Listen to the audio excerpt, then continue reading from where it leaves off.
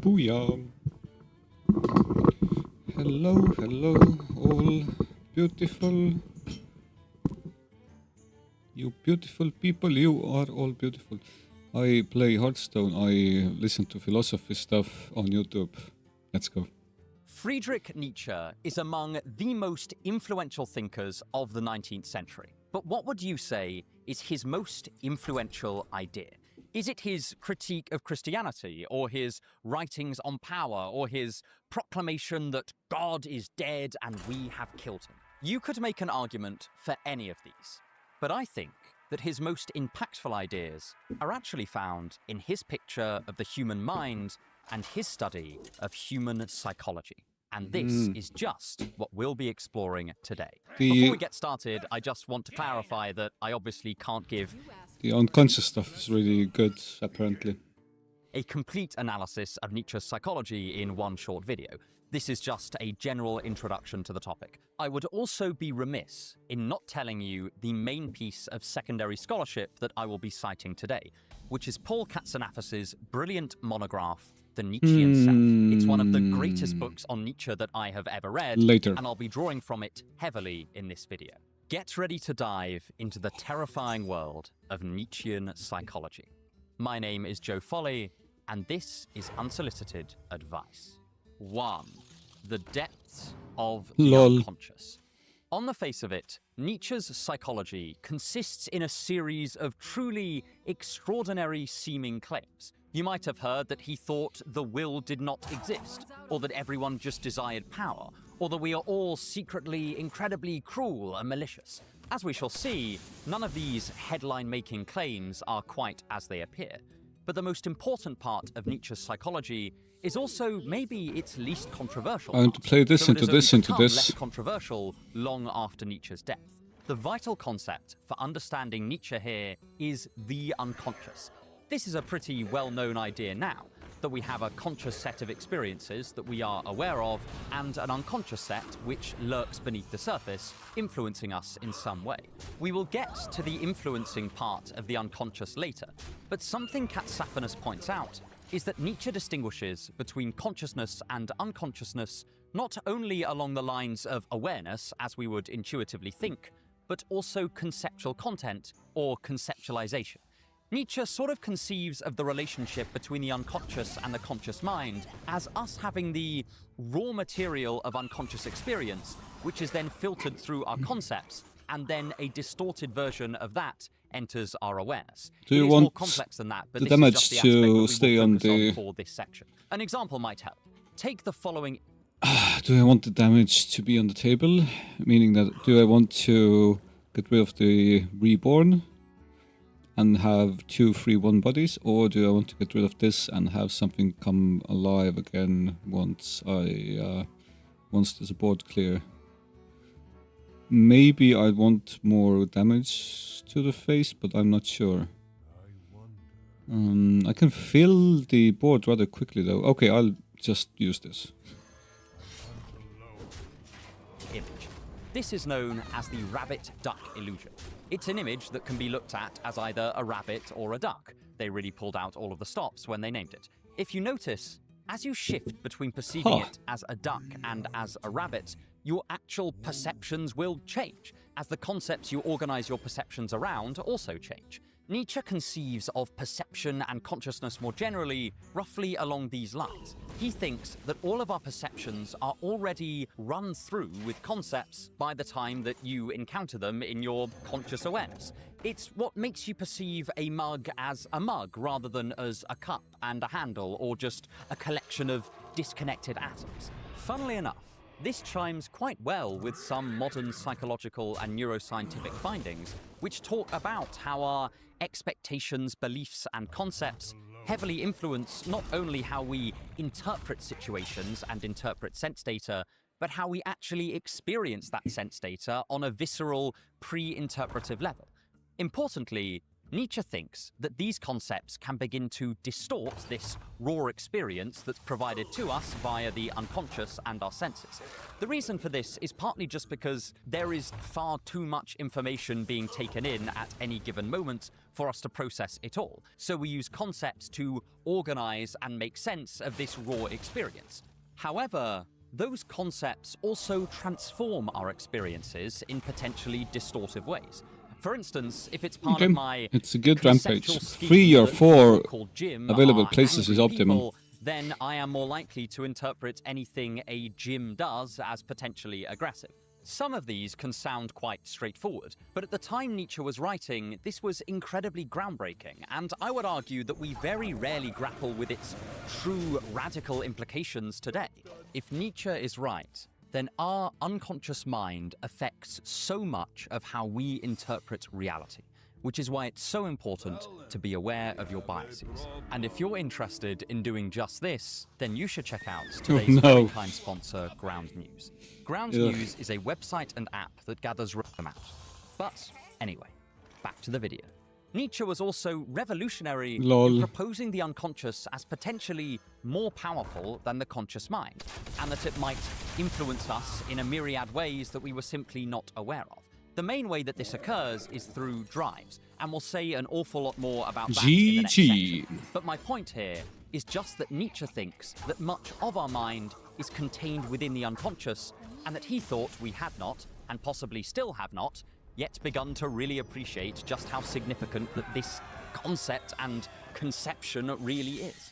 In our general life, we tend to think that we are pretty good judges of why we do things, what we think, what we believe, and how we feel. Partly this is because other people tend to not be in a position to correct us about these things. But there is also a long tradition in both pre-19th century philosophy and pre-19th century psychology which claim that we have privileged access to the contents of our own minds. In its more extreme forms, this suggested that our motives, desires, thoughts, beliefs, and feelings were just obvious to us. Other people's minds might be mysterious, but our own are perfectly open to view. Although much of our scientific and philosophical literature has moved far beyond this, we still often implicitly hold on to this idea in popular discourse. We act as if we know our own minds, and that we know why we do things and why we think things. But Nietzsche's picture of the mind implies a very different idea, around which the rest of Nietzsche's philosophy of mind and psychology revolves. It suggests that there might be much of our mind that is totally opaque to us. This insight will go on to inspire Freud and many more psychoanalysts. And the general Nietzsche was OG. picture of the unconscious is still floating around in modern psychology today, albeit in a highly altered form. And much of Nietzsche's darker implications for human nature, the human mind, and human behavior play on this idea that what motivates our behavior, values, and a hell of a lot more is often secret from us, and maybe much less noble than we initially assumed. Take one classic Nietzschean idea, that our Christian-influenced morality, with its concern for the weak and powerless and heaven where good people can enter however materially unsuccessful they were in life, and its praise of pity and meekness, stemmed originally from an unconscious resentment at feeling powerless and being dominated by more powerful people. Nietzsche doesn't claim that this was a conscious scheme by the powerless, but that it was the natural result of their frustrated desire for power. Nietzsche sometimes insinuates that this same kind of underlying psychological force is still influencing the continued existence of such moralities today. This is just one example of the kind of argument that is facilitated by this specifically Nietzschean picture of the mind, and it's one that we'll come back to later. It's easy to see how this general idea has highly influenced our own thinking about psychology today, especially in a therapeutic context. Take therapists who work in attachment theory. There, if someone has an avoidant attachment style, meaning that they feel smothered easily, that they crave independence to an excessive degree and struggle to be vulnerable with a partner, then the therapist might ask about that person's childhood. They might find that the person was held at arm's length as a child and so learnt to depend only on themselves for their emotional needs. They might refer to this as an unconscious pattern that this person continues to play out in their adult relationships. This is the kind of analysis that Nietzsche's psychology lays significant groundwork for.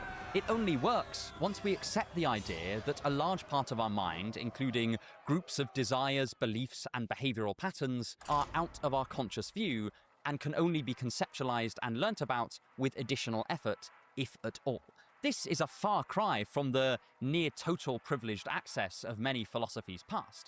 And, for better or for worse, this general Nietzschean insight has become pretty mainstream now. Lastly, Katsaphanus points out that since the unconscious mind is non-conceptual in Nietzsche, this leaves it open for it to contain contradictions and tensions that would probably be rooted out in an explicit conceptual structure. This has, again, heavily influenced the development of psychology. It allows for us to have conflicting unconscious desires, which can then cause stress, discomfort, or dissonance. So this Nietzschean model of the mind, where the unconscious is beneath awareness and can be misunderstood as it is conceptualized by the conscious mind, is both philosophically groundbreaking for the time and has been hugely psychologically influential today. It is arguably Nietzsche's most historically impactful idea. But there is an aspect of the unconscious that absolutely pervades Nietzsche's work, so much so that it definitely deserves a closer look. 2. Drives, affects, and the will. Reading Nietzsche, you get an awful lot of talk about drives, wills, and emotions or affects. In just the genealogy of morals, you get the will to cruelty, the herd instinct, and various different unconscious drives that are meant to explain people's behaviors and their values. But what are these, and how do they work? How do they explain our behavior in the way Nietzsche wants them to? Well, for Nietzsche, a drive is something like a piece of your unconscious mind that wants to tug your actions in a particular direction and induce particular feelings or evaluations. In the work of Nietzsche scholar Matteo Riccardi, drives are behavioral dispositions. They are genuinely psychological/mental, brackets evaluative, and they have an urging nature. One example of this is the aforementioned drive towards cruelty in the genealogy of morals. For Nietzsche, there is an aspect of our psyche that seeks expression in cruelty. It desires to be cruel and is attempting to drive our behavior in this way. Nietzsche argues that we have hundreds of these kinds of drives that could pull us in different directions. We might have a drive towards unity with others, as well as a drive towards independence, and a drive to procreate, and a drive to continue living. The relative strength and influence of these drives will differ in different people. Nietzsche sometimes makes the argument that any drive that is consciously or unconsciously repressed will ultimately turn inwards and start to gnaw away at us, which, as you can imagine, then influence later psychoanalytic thinkers. The primary point that Nietzsche drives home, again and again, is that we are often ignorant of the precise ways in which these unconscious drives are affecting our behavior and our judgments. You might be able to see a theme here that very much links with the first section. Katsaphanus points out that he inherited this from Schopenhauer's analysis of the reproductive drive.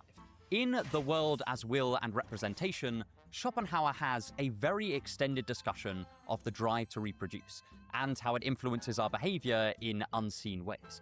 For example, he states that while the reproductive drive is behind our experiences of love or attraction or romantic bonding, it nonetheless disguises itself in order to achieve these aims. It affects your perception so that you see someone as extraordinarily beautiful or lovely or charming. It makes you fall in love and amplifies the good qualities of your beloved in your mind. It might make you more patient with them or more kind. None of this means that those feelings are not real and significant, but for Schopenhauer, they are ultimately explained by the reproductive drive. That is the force behind those feelings. This illustrates another quality of Nietzschean drives. They present themselves as justified and warranted to us in order to influence our actions and our evaluations further. Katsaphanus's favorite example of this is the drive to aggression. We all know people who are particularly aggressive, or in Nietzsche's terms, have a strong or dominant drive to aggression. One of the strange things about people like this is that they don't often perceive themselves as having an aggressive character. Instead, they will tend to talk about how the world is supremely irritating or in some sense warrants their aggression. They will be more likely to perceive neutral behavior as insulting, and so will actively be seeking out situations where they can behave aggressively. Thus, the drive does not just change how someone behaves directly, it also changes how they evaluate or value the world. This is why drives are such an important feature of Nietzsche's account of how we come to have our values. He thinks that the reason we value one thing over another is because it is the aim of some of our more dominant drives. This notion of an aim is very important. The aim of a drive, for Katsafanos's Nietzsche, is to discharge itself. So the aim of an aggressive drive is to behave aggressively, and the aim of a reproductive drive is to reproduce. This is distinct from what Katsafanos calls the object of the drive, which is its target in that moment. An aggressive drive's aim is to be aggressive, but its object might be the person who just looked at you funny from across the bar, or the traffic on the way home from work. Katsafanos' full explication is much more technical than this, and this is ultimately a distinction that he is borrowing from Freud that he thinks applies to Nietzsche's philosophy. But you get the general idea. This is absolutely vital for understanding Nietzsche's analysis of our ethical systems. When he analyzes Christian ethics as stemming from resentment, he is claiming that it stems from a resentful drive. That is one reason he condemns it. Much of Nietzsche's critique of Christianity, or humanism, or Kantianism, or many of the other philosophical schools that get in his way, are not based on traditional direct attacks on their propositional contents, but rather this claim that they stem from a particular contingent psychological drive, and so don't have the grounds to say that they are universal, and may even have some pretty ignoble origins. This is why so much of Nietzsche's ethical discussion is framed in terms of psychology. He thinks that the best way to explain the emergence of a given ethical system is not in terms of the arguments given for and against it, which he thinks are largely irrelevant to why people actually choose to follow any particular ethical system. Instead, he wants to explain them in terms of human psychology. Nietzsche thus contains the nascent form of the modern field of moral psychology, which investigates many of the same questions. Importantly, Nietzsche does not think that our conscious minds are just slaves to these drives, but nor does he think that our conscious mind has a kind of deciding vote on what we do. Instead, we can think of the mind as a little bit like a swimming pool of different forces, or as Katsafanos puts it, a vector field. We have all of these conflicting drives or non-conflicting drives bubbling away in our unconscious, and our conscious mind also has some say in what we end up doing, but it doesn't have the final say. It is considered as one voice among many. The conscious mind may play more of a role in some people than others, but unlike, say, Kant, Nietzsche does not think it is the king presiding over a realm of obedient subjects, but one MP in a broad parliament. Nietzsche's ultimate goal for these drives is for them to be unified. That's his recommendation to us. And there is significant disagreement over exactly what he means here. For some, unification means the dominance of one drive over all of the others. For other thinkers, it's a form of self-awareness and self-understanding. Personally, I like the interpretation that uses the metaphor of musical harmony. Within a given piece of music, excluding atonal works, there are keys which organize the different notes into a roughly coherent musical structure. It allows us to make sense of it. It's not that one particular note absolutely dominates, but rather that each note is put in its proper place to serve an overall musical and harmonic goal. To translate this back into Nietzsche's psychology, we can think of the organization of the will as more of a scale of mastery, where each drive is acting in a complementary fashion with many other drives. For example, in a great artist like Goethe, who Nietzsche is an enormous fan of, various different drives, including aggression, creativity, lust, love, hatred, frustration, and more, are channeled into his work, and anyone who has read some Goethe will probably recognize this feature of his writing. Another good example might be Nietzsche himself. In Ecce Homo, he discusses how he channeled his pain and frustration caused by his chronic illness into his work and into his philosophy. Compare this to a disunified or disorganized will.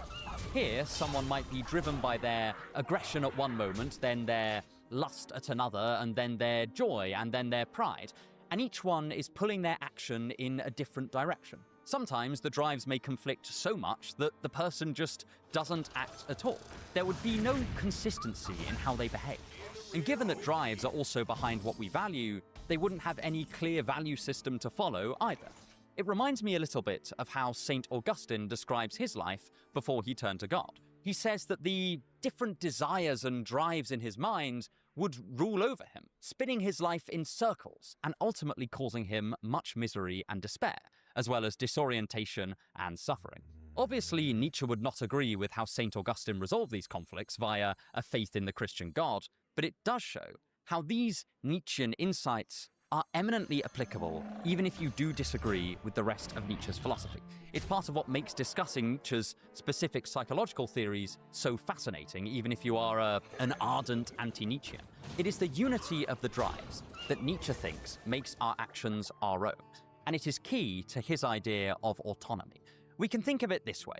If your drives are constantly tugging you in all different directions, making you value all sorts of different things and undermining any consistency in your behavior, then in what sense are those decisions being made by you? It would be more accurate to say that your lust was acting or that your anger was acting.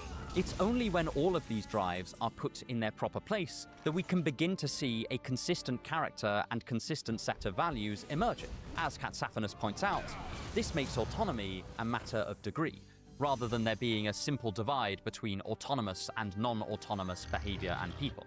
This is part of what separates a strong will from a weak will in Nietzsche's work. Again, this all reinforces what I would say is the primary theme of Nietzschean psychology, which is that much of our awareness of ourselves is kind of a polished, PR-friendly version of what's actually going on. We think that we value things because of arguments, but in fact, we value them because of irrational or irrational drives. We think we perceive the world just as it is, but we often perceive it through the distorting lens of a conceptual scheme. So, when Nietzsche de-emphasizes the importance of our conscious mind, he is not necessarily saying that it doesn't matter at all, or it's kind of an epiphenomenon. He is trying to counterbalance our own view of ourselves, which, even now, with the benefit of another 100 years of study into the nature of the unconscious, is that we are all fully autonomous creatures with our conscious minds at the head of our wills, choosing our own path forward like a rational dictator. Even if we cognitively and scientifically know that this picture is almost certainly false, we still often act as if it were true.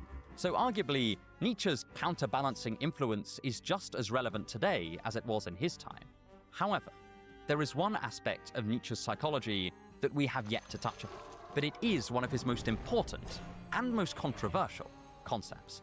If you want to help me make more videos like this and support the channel, then please consider subscribing, either to the channel or, if you're feeling very generous and want access to exclusive content, to the Patreon. The links are in the description. 3. The will to power. If you've read a lot of Nietzsche or just watched videos on him before, then you will have probably come across his idea of the will to power. Before I start this section, I just can't emphasize enough just how controversial interpretations of the will to power are. I tend to agree mainly with Bernard Regenster's interpretation, so that's the one I'll be using here.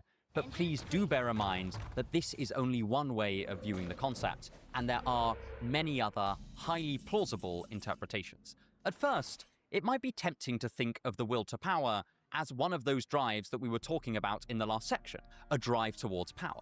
But given just how much the will to power is brought up in Nietzsche's philosophy, and just how strangely he often uses the word power, this seems like it would be understating things. Instead, the will to power seems more like a meta-drive. It is the structure in which all drives towards action implicitly take part in. In short, Nietzsche thinks that whatever we will, and whatever our drives will, they all aim at the overcoming of resistance. Again, this is best illustrated by an example. Imagine that you are exercising your competitive drive. You want to win some sort of competition.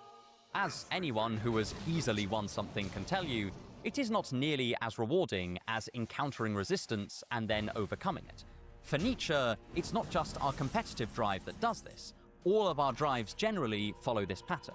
The satisfaction that they receive is not just from achieving the goal of the drive, but also in overcoming the obstacles to get at the object of the drive. Another good example might be romance. People often take pleasure in not just loving someone, but in the thrill of falling in love with them and them falling in love with you, despite the fact that this can be emotionally fraught and full of anxieties and fears and uncertainties and challenges. The common theme for Nietzsche is that we seek, implicitly, both to encounter some difficulty, but then also have the power to overcome that difficulty, hence the will to power.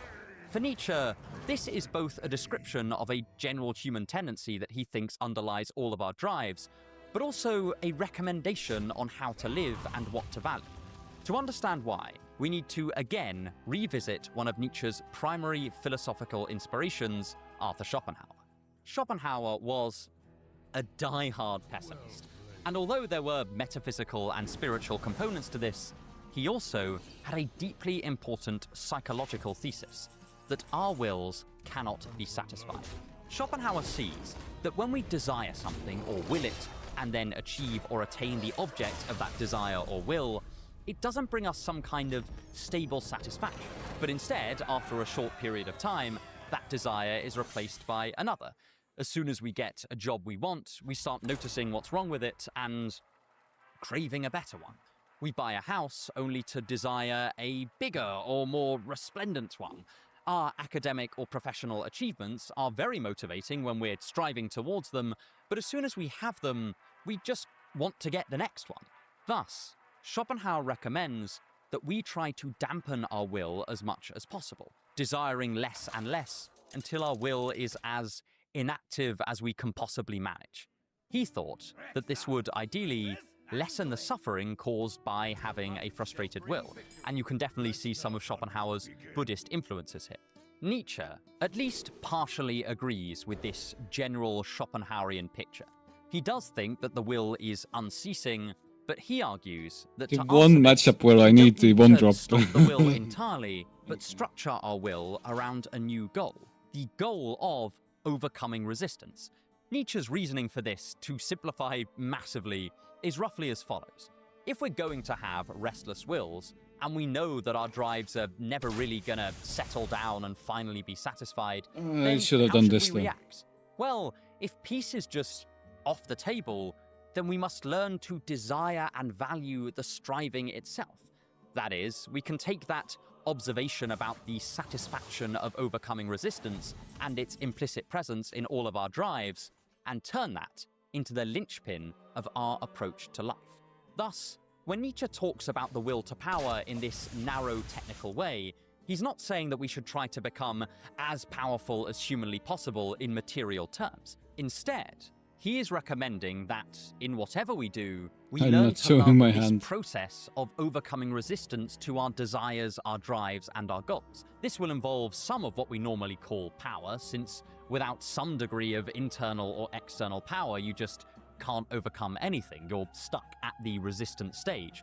But this doesn't mean that Nietzsche wants each of us to become dictators, and certainly not dictators over other people, even though he sometimes does give that impression. It's a bit confusing. I would say it's not quite as clear-cut as this, but I don't want to give the impression that Nietzsche is just recommending universal dictatorship for everyone. Instead, it's probably better seen as a description of both what satisfies us, and also a prescription of how we ought to view our drives and our desires, and what we should most fruitfully value if peace and God and heaven is just off the table and unattainable. So, when Nietzsche talks about the importance of the will to power and strengthening or leaning into the will to power, we can get a clearer picture of what's behind this. Nietzsche thinks that our own drives implicitly involve the will to power anyway, and so consciously valuing overcoming resistance is a way to find value in the process of living and striving, rather than in achieving permanent satisfaction, which Nietzsche is deeply skeptical of. This is why Nietzsche's philosophy is sometimes spoken of as a philosophy of becoming, as opposed to a philosophy of being, because becoming is where the existential meaning and satisfaction is found. This is, again, something that Nietzsche thinks we're not generally conscious of. We don't appreciate just how important the will to power is as a mental and explanatory phenomenon, because it's operating at the level of our unconscious drives, and thus we're not generally conscious of its influence. This picture, however, still leaves a number of things unclarified, and I would like to discuss just a few of them with you now. Firstly, it's not entirely clear what the relationship between the will to power and the concept of unified drives we discussed in the last section is. They are sometimes mentioned together, and Nietzsche does paint both of them as important parts of achieving autonomy, as well as important components of his project of creating our values. But it's unclear precisely how they nice ones. Stick together. Sometimes it seems like Nietzsche is suggesting that the will to power is the thing we ought to value, and that this would make it the end goal of the process of the unification of our drives. When our drives are unified properly, then we should end up valuing the will to power. However, sometimes it seems like the will to power is involved in Nietzsche's description of the process of self-overcoming, and thus of unifying and organizing the drives, which then seems to paint it as intertwined with this broad project of unifying our drives. This may have been one of the aspects of his philosophy that Nietzsche would have cleared up in his never-finished 4-part magnum opus, which would have talked about both the process of revaluing values and the expanded will to power. And it's worth noting that quite a lot of the material that we have on Nietzsche's will to power, and indeed on the organization and unification of our drives, is found in his Nachlass, which is the unpublished notebooks that were published posthumously. So it seems like these were concepts that Nietzsche probably would have gone more into detail about if he hadn't just lost his mind and gone mad. For what it's worth, I prefer to see the will to power as Nietzsche's ultimate recommendation for a cornerstone of a new value system, and the organization of the drives as a slow, steady process that will hopefully eventually achieve this new valuation. And that's heavily influenced by Bernard Regenster there. If you remember in the last section, Nietzsche argued that value systems grew out of drives and particular coordinations of those drives. If this is the case, then it seems like there might be a coordination of the drives which does allow someone to value the process of striving and overcoming resistance itself, and thus you would end up with an arrangement of the drives organized around the value of the will to power. This strikes me as a pretty nice way to tie the two concepts together, and there is some textual evidence that would support this will to power as aim interpretation, but it's also worth noting that there is textual evidence which suggests different interpretations as well. So I wouldn't be too confident in asserting this as the absolute thing Nietzsche thought. I just think it's a neat way to make these concepts play nicely. So, to put all of this together, we have 3 major ideas that constitute the bulk of Nietzsche's psychological theories so far, bearing in mind that we have been skimming over much of the detail. The first is that much of our mind's workings occur at the unconscious level. Our conscious awareness only gets at part of what's going on, and that part is almost certainly distorted, and this includes our perceptions and our ideas and our beliefs.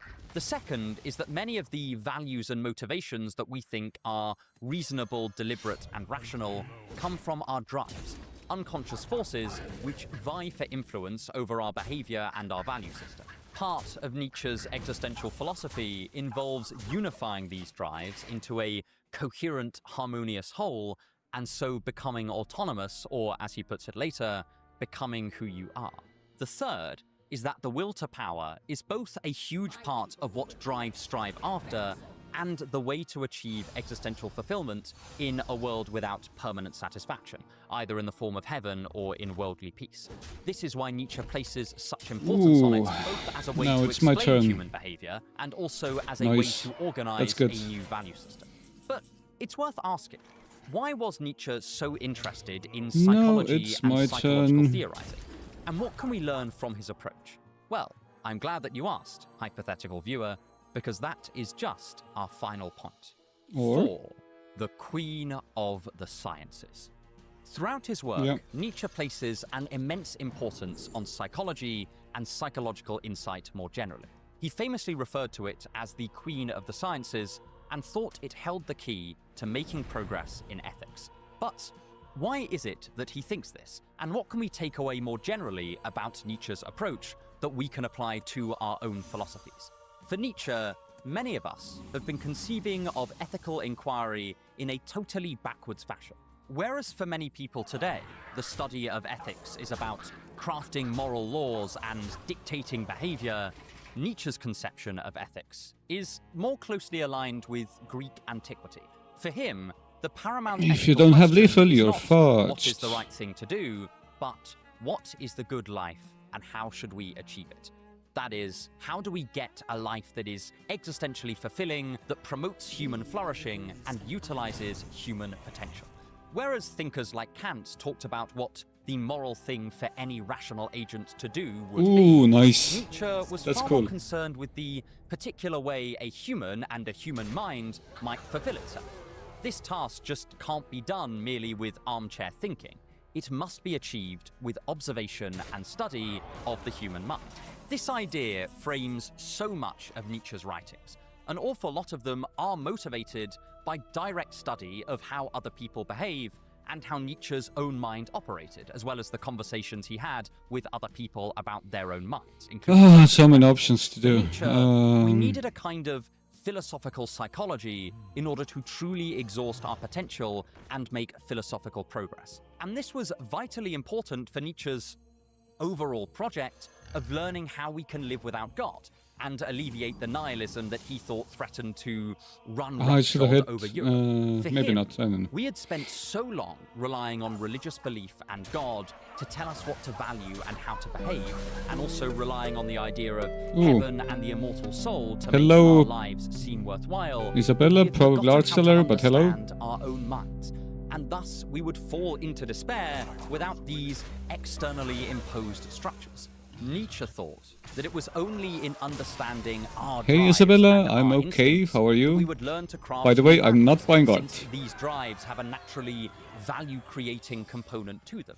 And whether or not you buy into Nietzsche's particular psychology and his particular philosophy, I think this has been a vastly underestimated insight in the field of existential philosophy. We spend an awful lot of time in existential debates and in our discussions of existential questions talking about creating meaning.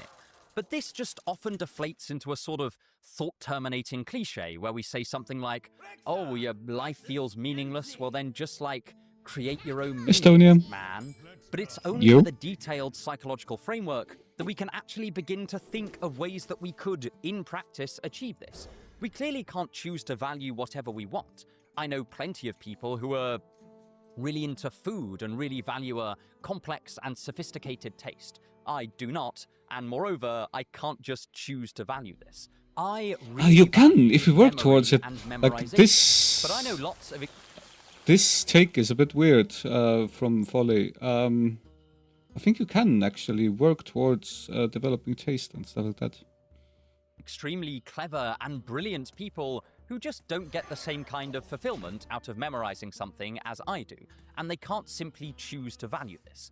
So, if we're going to make creating your own meaning anything more than just a soundbite, then we need to do this kind of philosophical psychology in order to answer the details of this question and clarify exactly what is meant by this statement. This is certainly something that I've taken on board. In the past, I've spoken about just how difficult it is to value something if it doesn't chime with your pre-existing emotional and psychological inclinations, and if the people around you and in your community don't value it, or even worse, cool. are averse to it. UK's If this nice. is true, then it tells you something. That crafting Are you values asking me is to best buy something? accomplished Then as sorry, part no. of a group or part of a community. Nietzsche would disagree with my conclusion here. He actually thinks that a sufficiently well-organized set of drives can allow you to totally break free from surrounding value systems. But it is still his conception of drive and unconscious originated meaning that got me started on this line of thinking in the first place. I just have a slightly higher estimation of most people's social drives than Nietzsche does. Additionally, Nietzsche lets us know the importance of reflecting upon our own motives and our own drives without trying to sugarcoat things. If he is right, then a whole heap of the behavior that we perceive as justified and rational may be the result of inner drives that we are just not conscious of and don't fully Nice. understand. It hammers home why the old philosophical adage of knowing yourself I'm not interested in buying stuff. so very But important. yeah, even when it can cool be to have you here painful or nonetheless. paralyzing to discover ourselves. For Nietzsche, it is essential to becoming autonomous and being able to say that you truly own your actions and you truly know why you're doing anything. Finally, there is the simple idea that Nietzsche takes the particular facts about observers and judges into account when we are making observations and judgments about the world. It is so easy to idealize human beings into these truth-finding machines.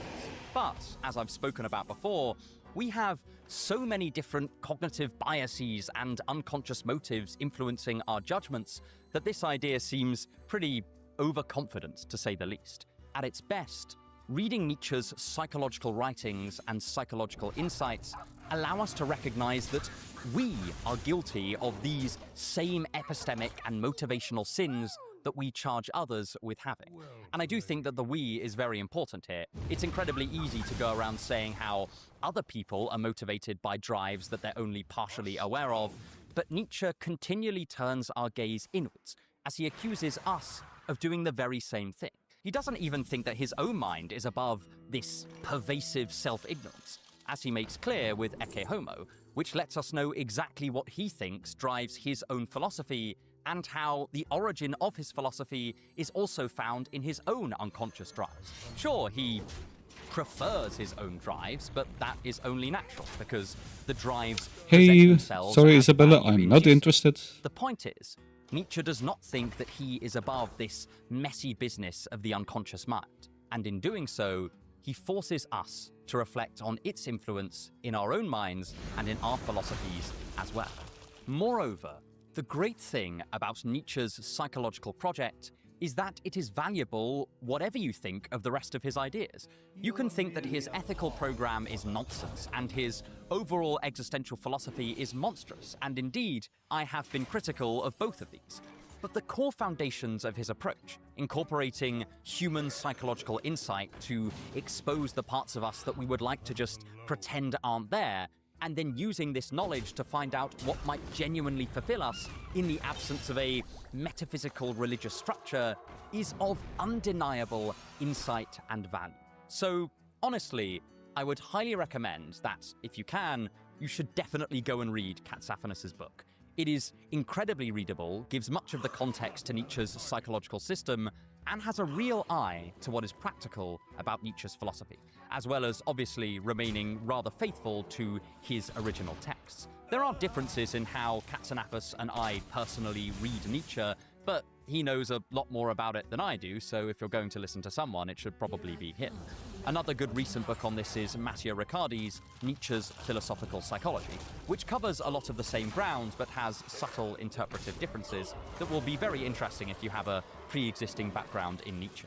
Overall, if you are going to study a single thing about Nietzsche's philosophy, it should probably be this.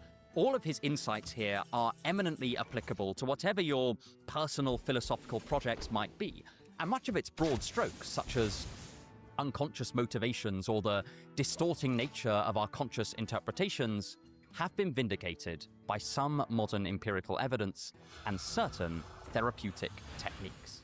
It's well worth checking out, if you ask me. But if you want to see more of Nietzsche's darker philosophies, then you should check out my video on the genealogy of morals right here, where you'll find the aforementioned controversial critique of Christianity. I might do a video on Beyond Good and Evil next month, but I haven't yet decided. Thank you so much for watching, and have a wonderful day. This video is sponsored by Squarespace. More about them in just a moment.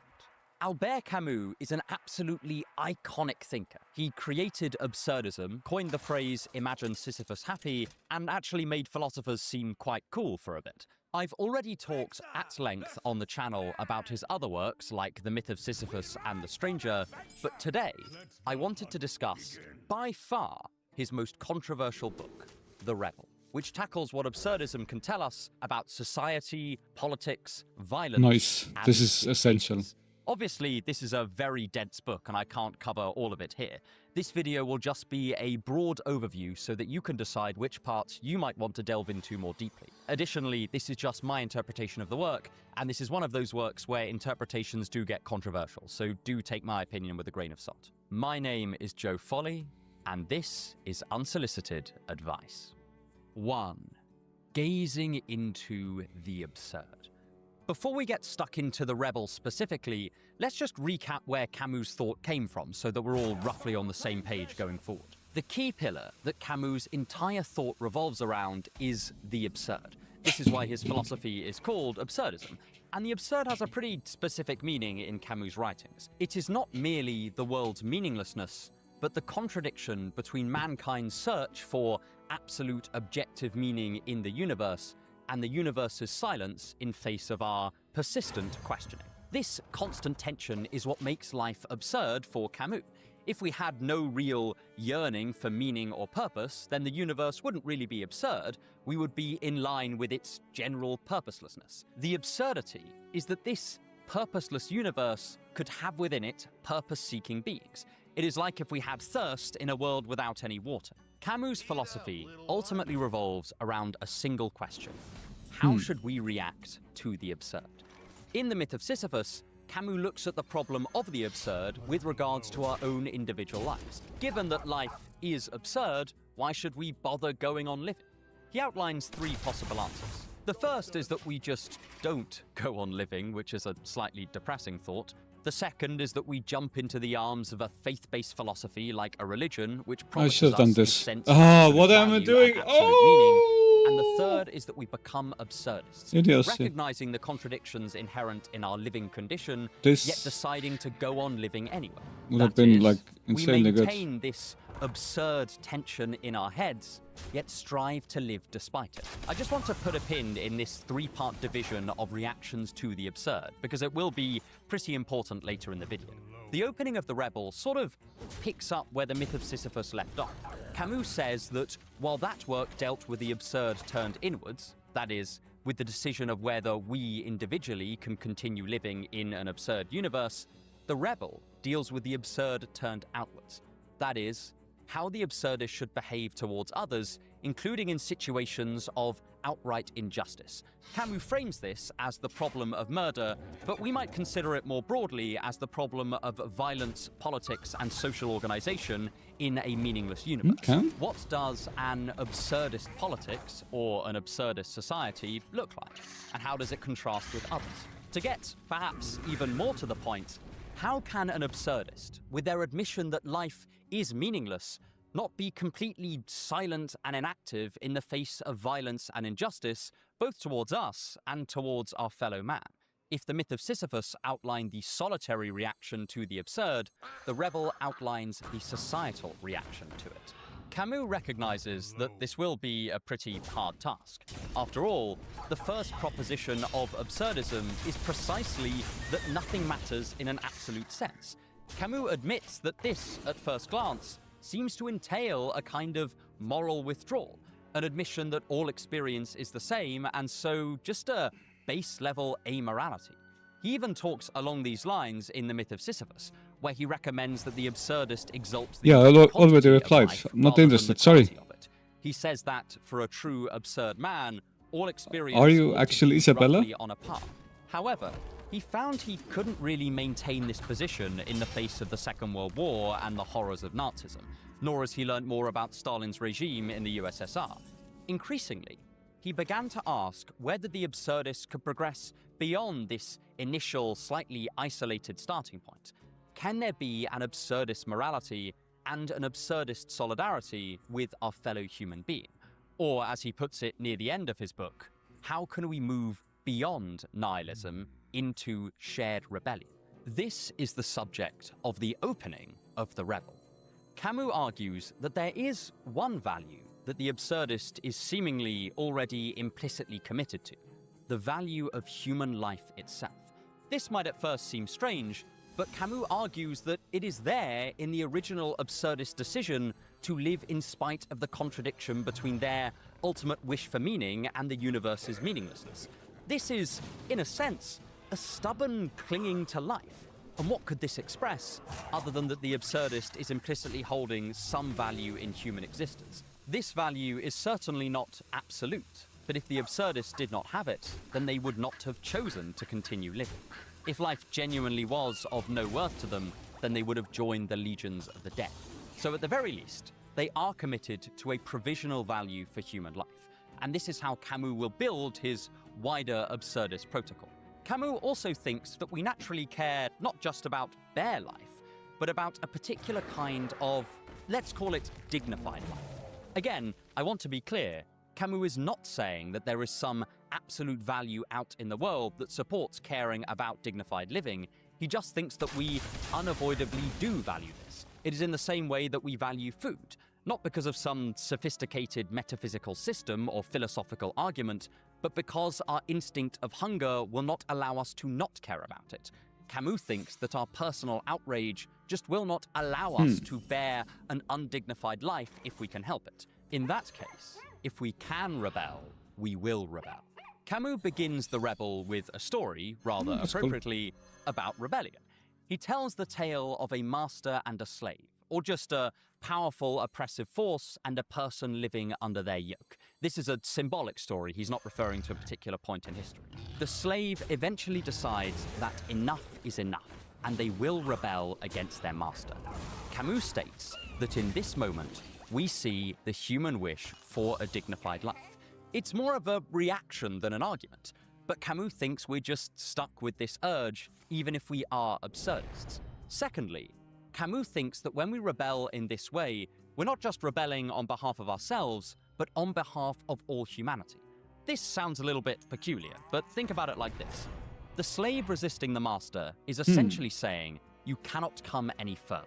This is where I draw the line and demarcate my territory.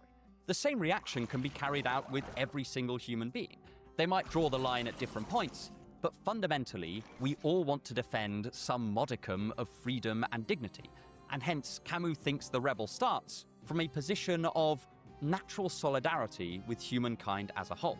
Importantly, he thinks there is even a strange sort of solidarity with whatever force the rebel is resisting. Camus thinks that they do not hate the master as a person, they hate him as a master. If the master were removed from that position of dominance, then there wouldn't be any quarrel. Already, this gives us one hallmark of Camus' philosophy of rebellion. It's not necessarily totally non-violent, but it's not vengeful. It doesn't divide people into immutable categories and separate them, but recognizes that we are all facing the absurd together, and that any conflict we have with one another is, in principle, temporary. This leads us to his final point in this opening section. Fundamentally, the way Camus thinks we can resist the absurd together, and most effectively, is through unity. That is, a shared recognition of our predicament as human beings stuck in an absurd world, with a baseline level of humanist goodwill baked into our worldview because of this. Even when we're defending ourselves or others against other people, or are otherwise in the midst of human conflict, Camus thinks that an absurdist must keep this idea forever at the front of their minds. The only value they are already committed to, even if unintentionally, is the value of any human life. This is part of what Camus thinks separates his absurdist philosophy from simple nihilism. Camus is not indifferent to life and to human life. He is in favor of it. Again, this idea is worth keeping in mind because it is the bedrock of Camus' critique of other ways of approaching the absurd as a group or as a society. So, with that, let's examine just one of these approaches, which I will call the nihilistic reaction. Though it's worth noting, this is not Camus' terminology, I just think it fits it rather nicely. But, before moving on, I want to take a quick moment to thank our sponsors for this video, Squarespace. If you're looking to build a website, then you know it can be a real hassle. First, you have to find a domain name and then construct the entire thing, and there's always this underlying worry that you're messing up and creating something that doesn't just look messy, but outright unprofessional. But this is where Squarespace comes into play. They compress all of that complexity into a single platform and use ready-made templates to take all of that complication and headache out of website building. They also have a feature called Blueprint AI, which uses AI tools to help you make website design choices, which is really handy if, Like me, Lol. you're not necessarily that Mistake. gifted in that area and don't have the mind of a graphic designer. Head to squarespace.com/unsolicited Oh, advice mistake. and use the code unsolicited advice to get 10% off your first purchase of a website or a domain name.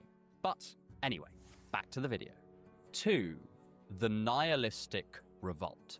The first major section of Camus' book is entitled Metaphysical Rebellion and covers the more general attitude of the rebel towards the world's lack of meaning and the existence of injustice, just generally or impersonally in the world.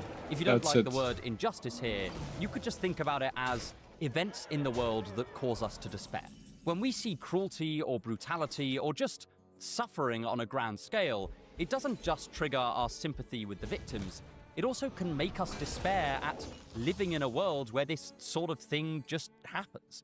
The character that embodies this most for Camus is Ivan Karamazov from Dostoevsky's The Brothers Karamazov, who says that he would not consent to live in a utopia if it relied on the suffering of even one innocent child. He rebels not against a particular government or a particular society, but against the very state of reality, as embodied through an idea of God. Camus contrasted this with historical rebellion, which was directed at particular social systems.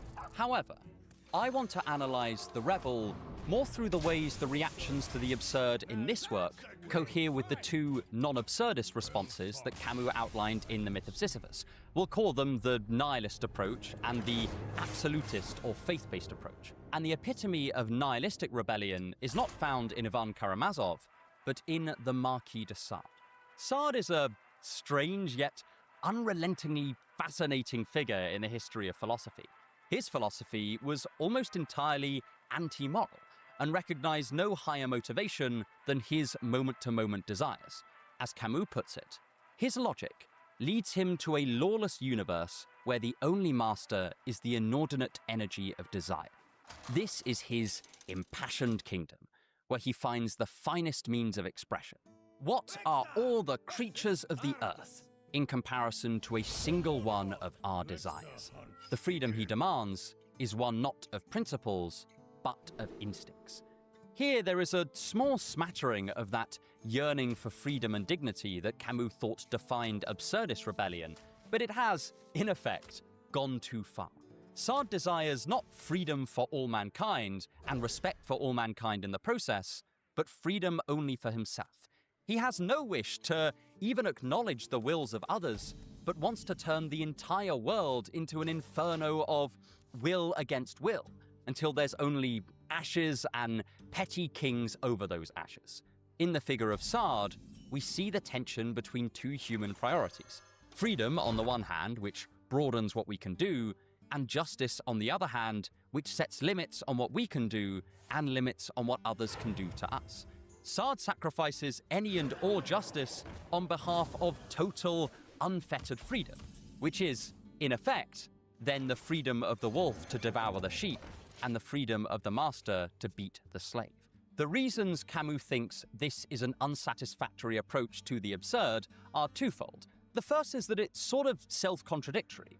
Eventually, Sade will find himself on the receiving end of a more powerful person, and so he will become the slave and be crushed under their feet.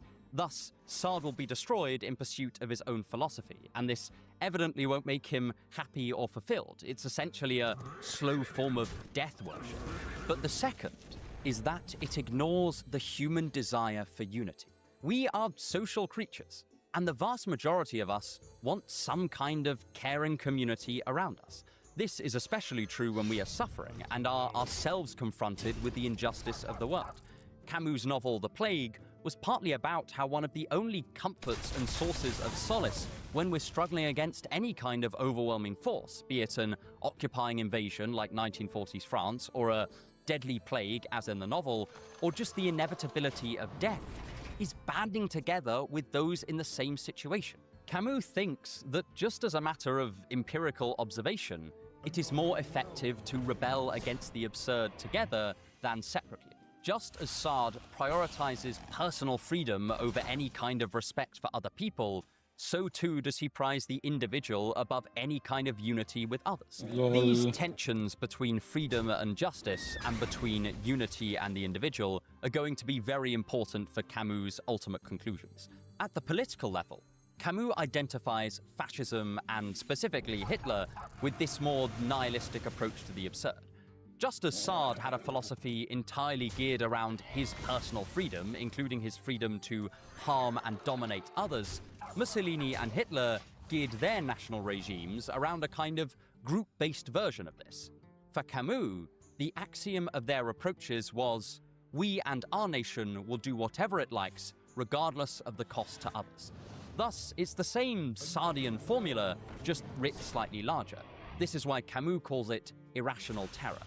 The state is terroristic, but not in advance of some universal principle, but rather out of a kind of partisan elite. We have the right to do what we want is just the same as Sade declaring that he has the right to do what he wants.